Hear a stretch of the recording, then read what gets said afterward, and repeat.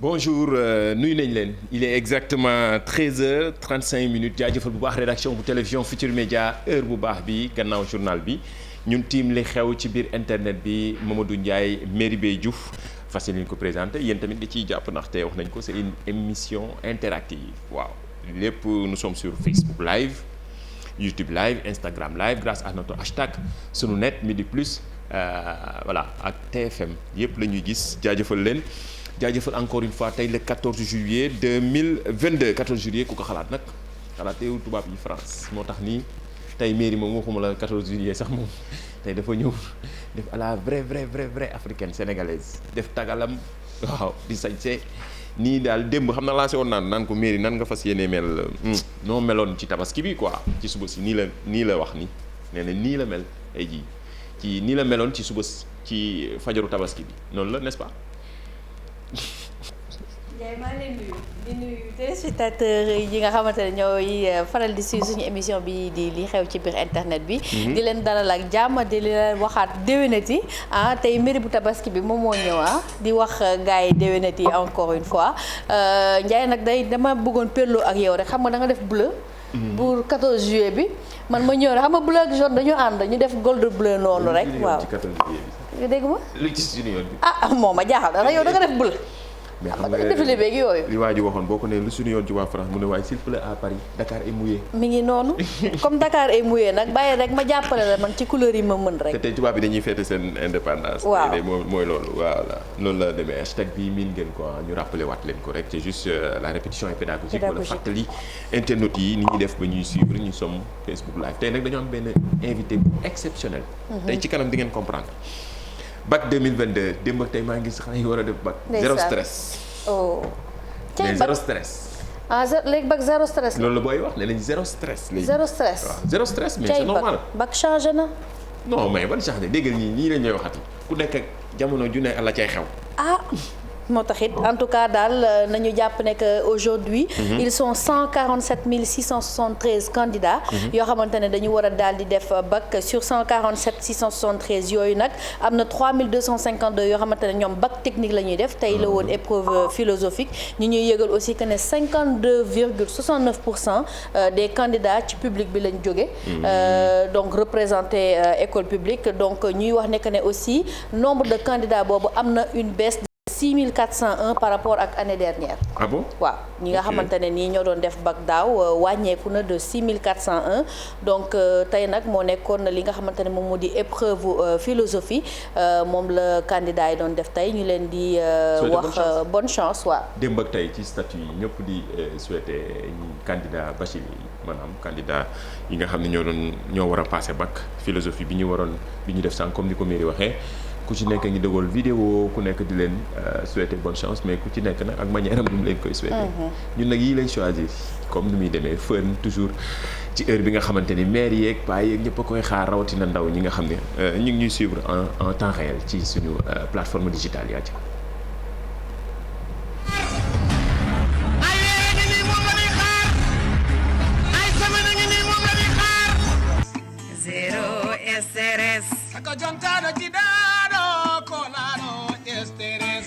Zero estrés.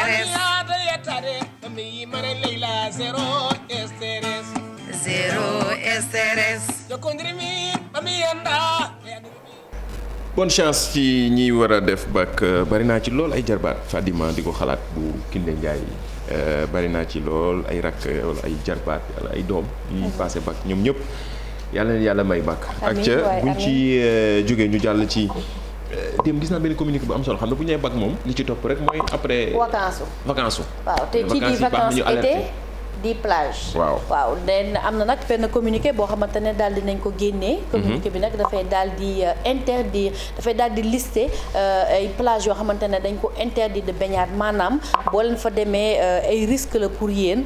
donc kii di ministre de l'intérieur moom moo fixé classement national des plages mu daal di def aussi ñi nga xamante ne ay plage yoo xamante ne dañ ko interdire de baignade ak fi nga xamante ne ni baignade daal di nañ ko autoriser ak heure boo xamante ne nii pour nga dem sangu fa autorisé nañ ko en tout cas fii ci Dakar mën nañ ci lim comme Institut Pasteur bi nekk foofu dañ ko tere Lat Dior mooy bi nekk en face palais bi foofu tamit dañ ko tere am na tamit Soumbédioune am na université en tout cas daal muy Dakar Fatick Kaolack bu ci nekk lim nañu ay plage yoo xamante ne nii c'est interdit pour ñu daal di fa sangu ak yeneen yoo xamante ne nii mën ngeen fa sangu ak heure yoo xamante ne à partir de desquelles mën ngeen fa dem pour sangu fa. jaay guddi gi moom interdit nañ ko. waaw guddi gi sangu guddi kay sama waay. mais été rek. baax na sangu guddi amul ci plage. ministère de l'intérieur moo interdire de. waaw loolu kay mooy respecté rek. respecté rek sinon bu ñu leen jàppee moom. baax na ci mën na si waaw lii ñuy xaar ci autorités yi gën a alerter sensibiliser leen aussi mu accompagner ko tamit ay maîtres nageurs sûrement ci plage yi nga xam dañu autorisé. ñu fay baigner loolu tamit baax na ndaxte.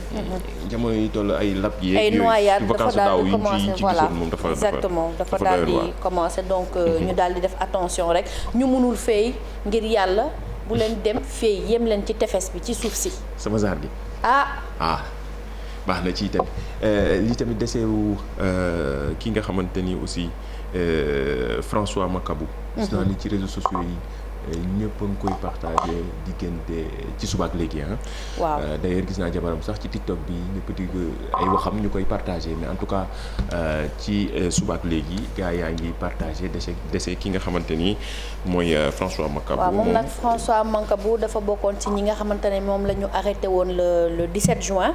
donc ñu bëri nag di ñaawlu conditions dans lesquelles mu daal di faatu parce que nee nañ bi ñu koy arrêté bu ñu koy dugal il était en bonne santé maanaam dara dalu ko. ñu jékki-jékki mu nekk bloc opératoire ba néegi si nii mu daal di faatu donc jabaram wax nga ko sànq mi ngi daal di génn di daal di def di daal di wax explication ak di expliquer nu affaire bi demee même avocat am aussi daal dina génn di wax donc Amnesty National nag moom nee na dafay exiger pour ñu def enquête pour xam lan moo ko rey exactement parce que bi mu fay dugg dara jotu ko te dañu jékki-jékki wax ne voilà dafa daal di faatu. dina leen ko toppal ak yeneen i xibaar yooyu ci gën a yaatu gën a wóor ak rédaction bu télévision Futurs Médias Twitter moom lu ko dal mais balaa ñoo dem Twitter sax Saint-Louis bii laa bëggoon ñu xool gis naa ni seen aéroport bi tey lañ ko doon inauguré ñi ngi ko fas yéene tuddee Ousmane Masseck Ndiaye nekkoon fa maire nekkoon ministre nekkoon koo xamante ni vraiment doomu Ndar la saa su ne mu ko doon fésal di ko ñaanal yàlla xaari ko àjjana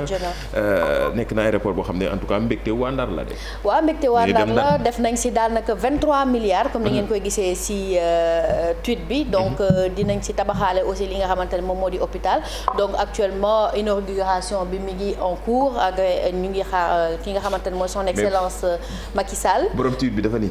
ba xam ndax wanaan ñu tweet bi. moom daa sànni xeer. lu ma. waaw moom laa bëgg a lire. borom tweet bi moom nee na damaa yaakaar ni ba léegi sénégalais yi xamuñu luy milliard.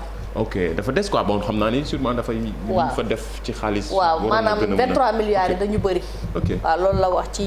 lii la internet ah gars yi dañuy joxe seen xalaat. ci gestion réew mi donc Ndiaye di wax rek aussi que ne lii dafa bokk ci yeneen projet yoo xamante ne nii ñu ngi koy daal di tàmbali ndaxte après Saint-Louis.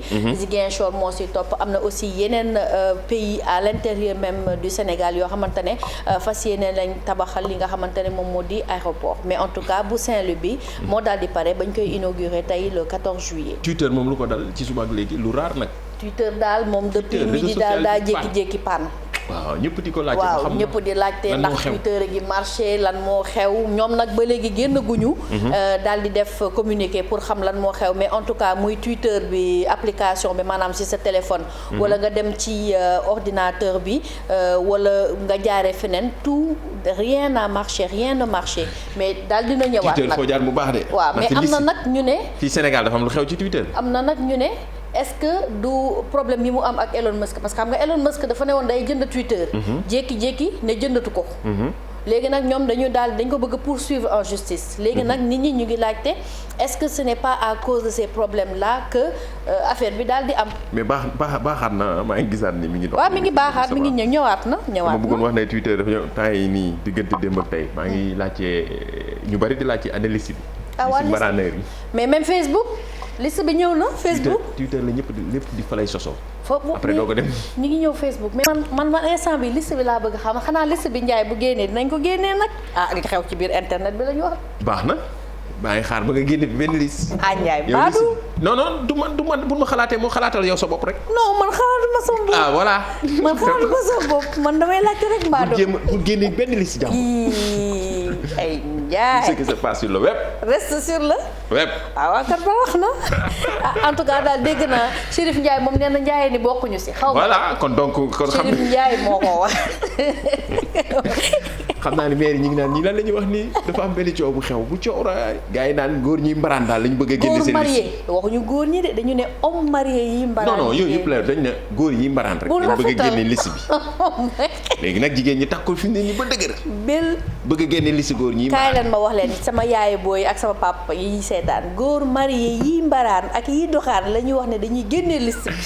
te ngeen bañ a dugg foofu. waaw baax na mu leen dugg foofu sinon yuuxu te mujj foo xam ne yaakaaroo ko foon de. yàlla baax na moom daal na gars yi décider rek ñun moom comme li xew ci internet la. voilà ci li xew ci internet boobaa rek ñu indi fii xool. ok day xaar ba sama tur nekk ci liste bi ke génnee fii.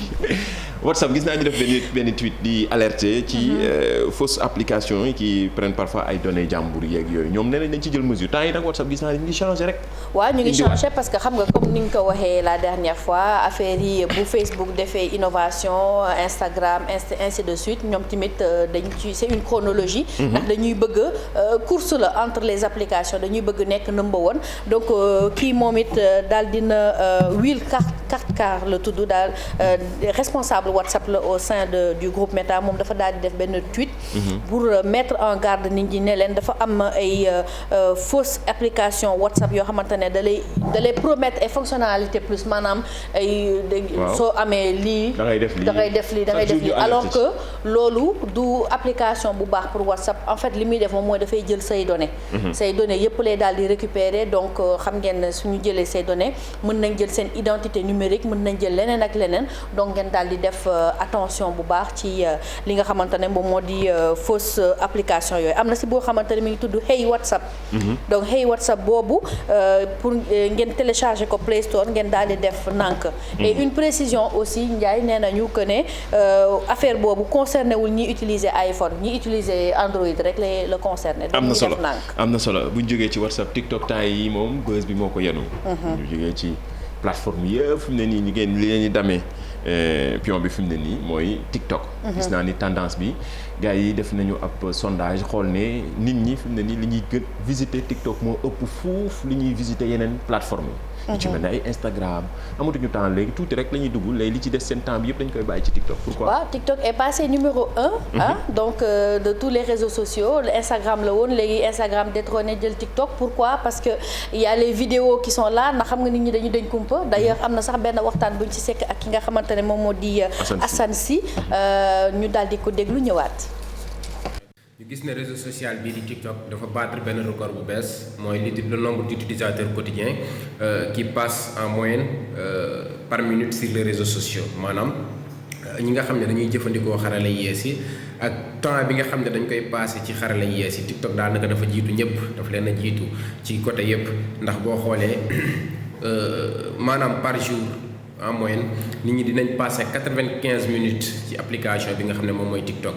te application boobu boo xoolee dafa am ay particularité lu tax nit ñi gën ko tàmm mooy moom TikTok daf lay proposer ay vidéo yoo xam ne nii ay vidéo yu gàtt la te ku ne xam ne ni nit dafa dañ kumpa ndax daanaka bu xoolee vidéo bi amal ko solo trop rek day daal di continuer xool yeneen vidéo yi nga xam ne nii moom la utilisateur u compte boobu noonu dugal loolu nag bokk na ci lii dooleel TikTok ba war a mun a tax tey mu raw gàddu ñëpp ci wàllum nombre de minutes yi nga xam ne fa lañ koy passé ndax 95 minutes boo ko xoolee daanaka day tënku ci waxtu ak xaaj ci suñu bés romb nag application yi nga xam ne yu ci mel ni YouTube la wala yu ci mel ni sax Instagram yi nga xam ne daanaka ay jamono moom moo doon def buzz ndax moom TikTok day fi mu nekk daanaka ndaw ñëpp dañoo daw wuti ci ko wuti bi ñu ko wuti si nag bokk na ci li ko gën a firndeel mooy success story bi nga xam ne am na ci yenn nit yi nga koy am ci àdduna bi ndax bëri na ci ñoo xam ne turu TikTok ñu ngi koy déggee ci lu ci mel ni Xabi Lam wala yeneen personnalité yi nga xam ne commencé nañ fa am doole bu baax a baax ndax moom TikTok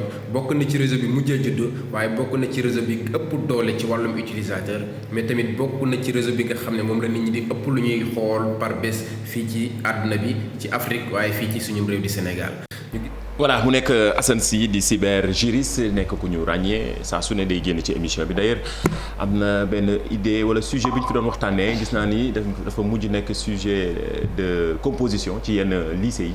voilà pour vous dire que ni émission bi am na solo ñi ciy intervenir am nañu solo ci seen wax yi mais surtout gën a sensibiliser ndaw ñi moo ñu tax a jóg mais baax na ñu leen di informer juste et vrai en temps réel mi ngi nii ci benn lycée école la bu nekk Guédiawaye je pense. te xaw ma Kër Massar en tout cas sujet boo xamante ni.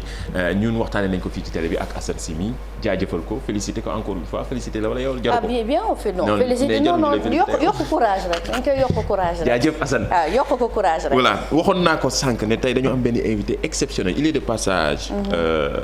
à Dakar. Au Sénégal parce que il est Saint-Louisien d'origine bien vrai qu'il est né en France. donc su ma nee né en France ne snapper des footballeurs.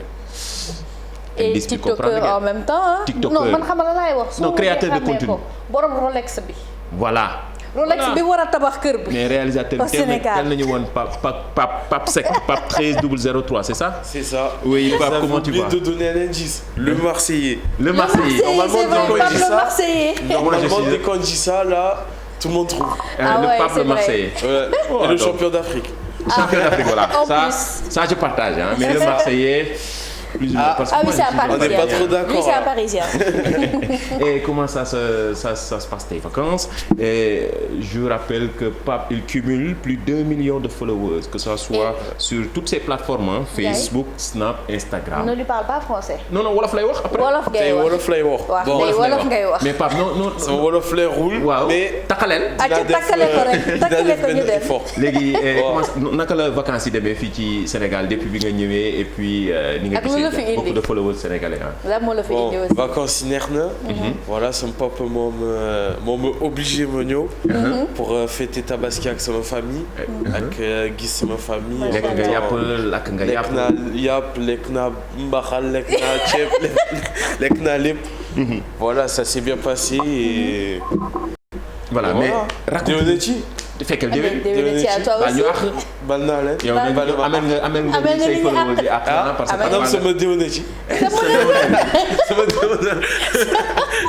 non déedéet moom papam ak yaayam la war a baalu ak surtout yaayam. aujourd'hui je vais leur dire un message d'amour là. Ah oui, au moins ils me laissent tranquille. Voilà. Mais comment t'es venue l'idée de partager en fait ton vécu, ton quotidien en fait parce que Snap nga commencé léegi ñu jékki-jékki on voit les mêmes vidéos en fait sur TikTok et les gens apprécient de plus en plus. Comment t'es venue cette idée? Ben moi de base c'est du naturel je snap ma vie, je snap ma famille et les gens ils aiment bien parce qu'en vrai ils se référencent à leur famille. Donc dans chaque vidéo, ils trouvent un point en commun entre moi et eux. Du coup, je pense que c'est ça qui leur font aimer. Mais raconte-nous un peu votre histoire. Pape Seck, tu voulais être footballeur. De base. Mais malheureusement... Ligament croisé. Voilà, raconte-nous un peu l'histoire. Bon, moi de base, je faisais du foot. Voilà, pendant 14 ans, j'étais à l'Olympique de Marseille. Au centre de formation. Au centre de formation. Et voilà, à 16 ans, j'ai arrêté le foot. Et 17 ans, il y a eu le confinement, le bac. Le confinement, il est arrivé, tout le monde était sur son téléphone. J'ai commencé à partager ma vie.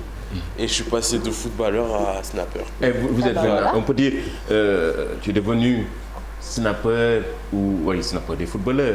Je vous vois souvent avec surtout les joueurs de Marseille, les Bamba, les Pape Gueye et autres. Et pourquoi vous avez décidé par exemple à un certain moment d'aller sur la CAN en direct? Vous étiez vraiment très suivi, surtout sur les réseaux, mais surtout les jeunes 2.0. Ben moi de base je suis allé à la CAN comme ça. Ben, on s'est croisés plusieurs fois à la CAN. Je suis allé à la CAN pour aller comme ça. Et j'avais fait une surprise à mon père. Je l'ai ramené à la CAN au Cameroun et ça s'est passé naturellement. De base, je devais rester une semaine et comme à la fin tout le monde a aimé, et même les joueurs, tout ça. J'ai continué jusqu'à la finale. Donc, et aujourd'hui, quels sont tes projets par rapport à ça? Parce que voilà, hier on en parlait sur TikTok. TikTok en Europe, ça paye. Ben oui. Bah voilà. Donc par rapport à ça, est-ce que tu veux continuer dans ça ou en parallèle tu fais aussi quelque chose d'autre? Dis-nous un peu plus. Ben là, comme je suis jeune, c'est bien d'être sur les réseaux sociaux, mais c'est pas une vie. Ah. Donc faut préparer un peu. Mais après, pendant la CAN, j'ai appris un nouveau métier un peu, on va dire. Intervieweur, journaliste. Et franchement, ça me plaît. Ah ouais. Donc, Et t'es ma référence. Ah super. Oh. Pour moi, il n'y a pas de jaloux. Non mais t'inquiète. Merci, ça fait plaisir. Donc Et on ouais, peut dire qu'on voilà. a devant nous un futur journaliste sportif. Pourquoi pas? Un futur Mamadou Ndiaye. Pourquoi pas, Inch'Allah. T'as quel âge, pas? J'ai 21 ans. 21 ans, ça va? Ouais. Ça va. Tu auras le temps. J'ai le temps. Et où est Fatou? De faire une formation. Ta femme, elle est où? Fatou, elle est à la maison là. Ça y est. Je vois. l'ai quitté moi. Je vois love sur vous, Pape. Je vois là, comme on fait. Ouais, une la émission communauté interactive. sénégalaise, Ouais, les elle gens, m'a vraiment donné la force.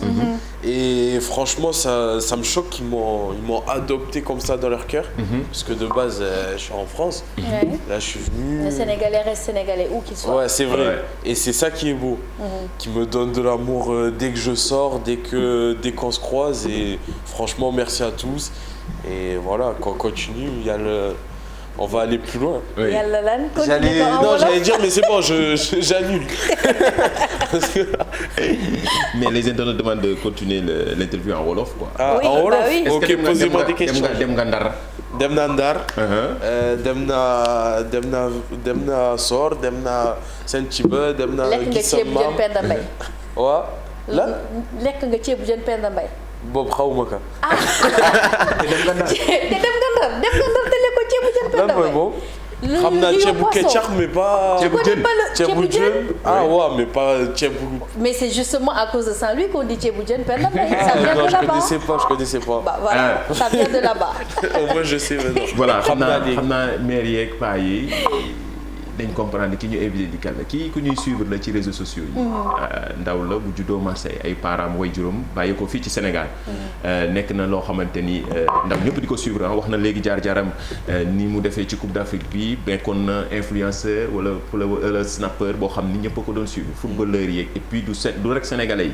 partout C'était international. voilà ay footballeur africain la ñu ci bari dañ koy suivre ci réseaux sociaux yi mu doon def lu positif lu woon gën a yëkkati bokkoon ci ñu doon yëkkati drapeau Sénégal ci beneen wàll.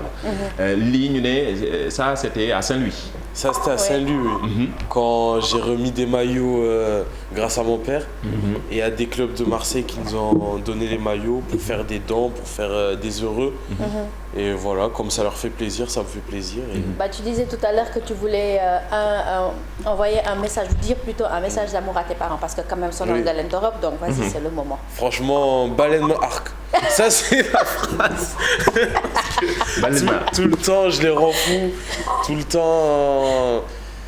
Tout le temps, c'est compliqué, mais j'essaye d'être le meilleur de moi-même. Et bon, désolé, là, ça a été un peu compliqué ces derniers temps, mais là, je vais me calmer. Depuis ton retour de Dubaï? Ouais, voilà. Bon, la dernière question c'est. Mais ils m'ont mis des coups, donc c'est moitié-moitié là. Eux aussi doivent s'excuser. Après, ils vont venir là, ils vont s'excuser. Voilà, on voit Pape aussi faire le tour de l'Afrique. Comment ça se passe? C'est des partenariats, surtout Ouais, avec c'est des ça. sponsoring. Comment ça se passe? Ben moi là je suis en plein dedans là, parce que depuis la CAN, le public sénégalais me connaissait pas trop. Du coup même les marques tout ça me connaissaient pas trop. Du coup là je suis en plein dedans. On est en train de travailler sur plusieurs partenariats et on attend.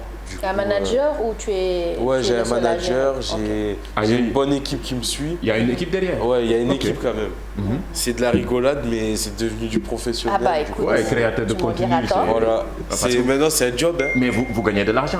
Ouais. Vous gagnez combien? On gagne tous de l'argent. En euros, hein? En euros. Ouais, si je dis combien je gagne là, mes parents ils vont m'attendre à la sortie là. Ouais, mais Ah ouais, parce que tu vas plus faire de courses, hein. Ta mère va sortir les habits. Là, ça y est, là, la Rolex. Mais elle va- au moins pour inciter les jeunes en fait qui sont D'être peut-être le- comme toi, voilà, vous dire que voilà, c'est les nouveaux métiers du numérique. Ouais, c'est les donc, nouveaux métiers. Peut-être donner un chiffre avoisinant ou une intervalle. Franchement, ça dépend vraiment. 500 euros, En- 600 euros, 1000 euros Par mois ou par publicité? Par publicité, par je veux dire. publicité. Par publicité, bon, moi, je parle de moi, de mes abonnés Oui. et de mon contenu, je peux toucher de 1000 à 3000 euros. Super. yow yaa ngi lekk xaalis de. Non, man Machallah, xaw ma dara. Je suis à terre. Je me mets par terre.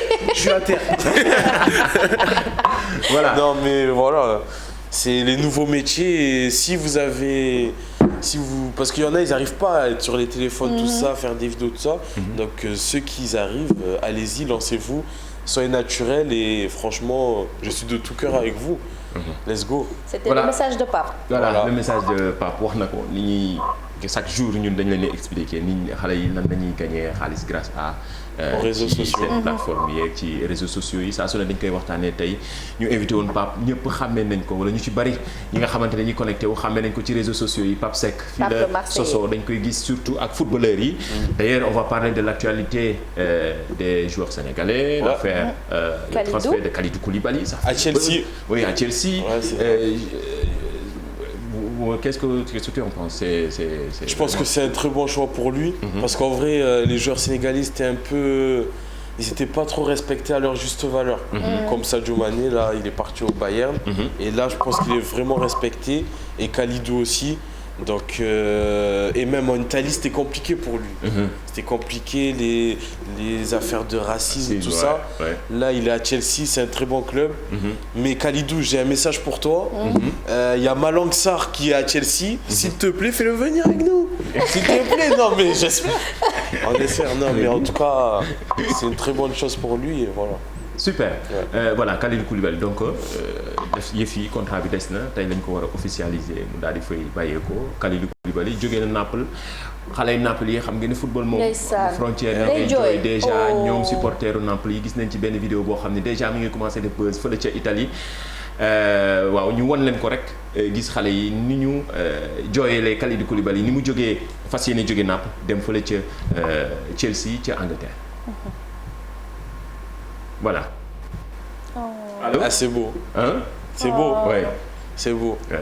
Il fait partie vraiment des il fait partie des légendes à Naples. Des légendes. Voilà. Ouais. Merci beaucoup. Heure bi jot na dernier mot Pape pour les Sénégalais ou pour tes followers? Ouais, pour tout le monde. Faites ce que vous aimez. Soyez les meilleurs. Et n'oubliez pas de me suivre sur Instagram et Snapchat. Pour ceux qui ne me connaissent pas, je fais ma publicité quand même. Il n'y a pas de souci. Il y a Baye Mamadou Dieye qui veut que tu dises le terme là, voilà. Voilà. Non, là, on n'est pas sur Snap, là, tranquille. Voilà noonu la nii tey li xew ci internet bi bariwul li ñuy am invité mais exceptionnellement ñu invité tey kii di Pape Seck bu xam nañ ko le Marseillais le jeune Marseillais wax na jaar-jaaram fi mu jógee ak ni mu def ba nekk snapper ñëpp di ko suivre wala ñu ci bari wax naa ko sànq lu ëpp 1 million ngi doomu aadama ñu ngi koy suivre ci réseau yi ci ay plateformes Instagram Snap TikTok Facebook ñëpp di ko suivre ndax lan li muy def ci positif la wax na léegi avoisiné un peu li muy gagné ci koppar mi ngi noonu bari na ci ay sénégalais yu nekk fii tamit yuy gagné waa peut-être du mën nañu ko ëpp waaye ñu ngi gagné dara di liggéey dara ci grâce ak seen contenu yi nga xam ne ñu ngi koy def ci seen plateforme yi mairie tàggatool jox téléspectateurs yi di daje di ko féliciter di ko encourager aussi ci li muy def parce que je pense que léegi exemple de jeunes yi ñoom la ñu nekk ci biir TikTok Instagram etc. donc veiller juste un conseil toujours veiller à son image parce que à partir de maintenant xam leen nekk ay jeunes ñoo leen di suivre di leen wax ne que voilà c'était le dernier numéro de la semaine avec la reprise ci tabaski bi di leen jox dig daje depuis di leen jox dig daje lundi te di remercier aussi au passage Ndiaye il faut que si ma remercier ko Khayri Foulard moom moo def lii c'est des foulards yoo xam ne da nga ñëw rek merci tu viens et tu portes c'est-à-dire doo fi nekk di sonn di kii Khayri Foulard donc 77 882 17 85 le grand boubou VIP design et puis je fais un coucou à mon frère depuis Mbumba Samba Bokoum. Pape d'autres derniers mots sûrement tu aimes Youssou Ndour je sais hein, bien sûr souvent quelle est la chanson que tu préfères? C'est Sénégal Rec. Et moi j'ai un objectif là avant la Coupe du Monde faire un remix de Sénégal Rec. Pas moi je vais chanter mais j'espère que Youssou Ndour il va faire un remix pour la Coupe du Monde donc tonton si tu vois ça fais-le s'il te plaît. Voilà mi ngi noonu Pape dégg na message bi xam naa ni Youssou Ndour dina ko dégg def remix Sénégal Rec bi en attendant ñu jëm ci mondial Qatar 2022. Et on vient de me donner une information il paraît que c'est ton père qui a convaincu l'international Pape Gueye à rejoindre l'équipe nationale. Bien sûr. Ouais il en a fait partie. Moi aussi. Cool. Et voilà, comme on est en contact avec lui là à Marseille. voilà jaajëfal bu baax ay parents ñi ko accompagner mu ñëw fii ci télévision Futurs Médias nuyu aussi madame Thioy ak famille bi depuis Muro en France bari na ci ay téléspectateurs tey yu ñu suivre jaajëfal bu baax Djibi Thioy ainsi de suite grand Pape Seck depuis Marseille suñu grand moom tamit di jàpp bu baax ci liggéey yi groupe Futurs Médias jaajëfal internautes yi téléspectateurs réalisateur kii di Pape Samb réalisateur connecté ak teamam ci ginnaaw Moussa mi doon monté éléments yi jaajëf leen dig daje ba lundi ci beneen numéro la xew ci biir internet bi incha allah